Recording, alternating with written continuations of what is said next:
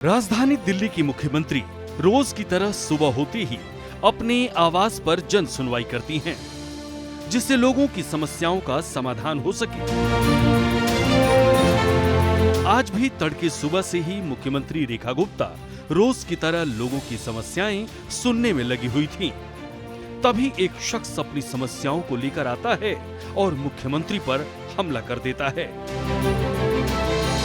कहा जा रहा है कि आरोपी शख्स कुछ कागज लेकर जन सुनवाई में आया हुआ था। इस दौरान उसने अचानक ही सीएम पर हमले की कोशिश की। चश्मदीदों का यहाँ तक कहना है कि आरोपी शख्स ने मुख्यमंत्री को थप्पड़ मार दिया, जिसे मौके से ही पुलिस ने गिरफ्तार कर लिया। तो यहाँ गेट पर आया तो भगदड़ मच गया कि लेडीज मुख्यमंत्री जी के थप्पड़ मार दिए। ये तो गलत हुआ ना। हम लोग आए थे सीवर के सुनवाई करने के लिए। वो जनता दरबार में गई थी, जनता दरबार में सुनवाई के लिए गई थी अंदर, उसी में थप्पड़ मार दिया। कोई जनता दरबार में जाएगा उसको थप्पड़ मारना गलत चीज है ना मुख्यमंत्री को। वहीं इस घटना ने दिल्ली की सियासत में भूचाल ला दिया है।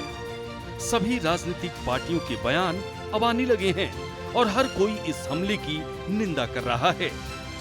नहीं, देखिए, दुर्भाग्यपूर्ण है और हमारी दिल्ली की मुख्यमंत्री रेखा गुप्ता जी जिस गति के साथ दिल्ली के अंदर काम कर रही हैं और दिल्ली को एक नई दिशा दे रही हैं, और कई लोगों को मेरे ख्याल से हजम नहीं हो रहा होगा कि क्यों गति से काम हो रहा है। दुर्भाग्यपूर्ण, उसकी जांच चल रही है और वो जो पुलिस है वो काम करेगी।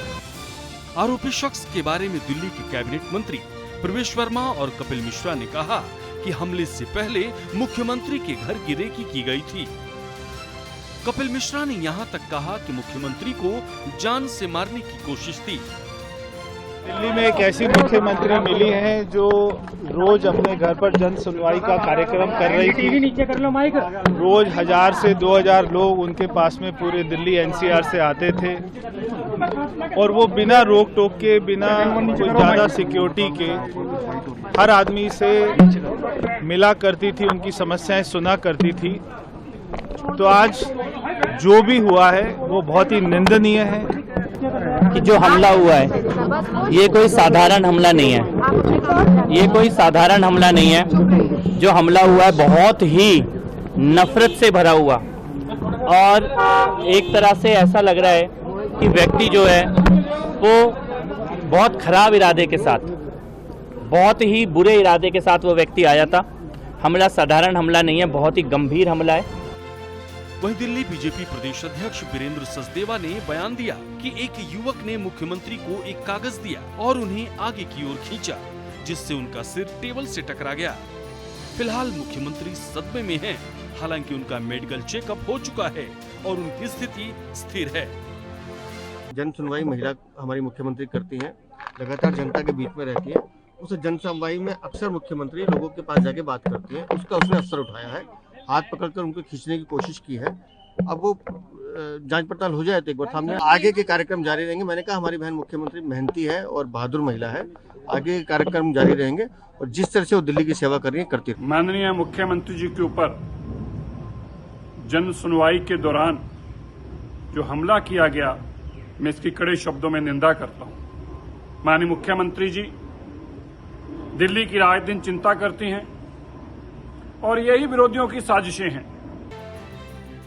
शुरुआती पूछताछ में आरोपी ने अपना नाम राजेश भाई खिमजी भाई सकरिया बताया है और उसने खुद को राजकोट निवासी बताया है।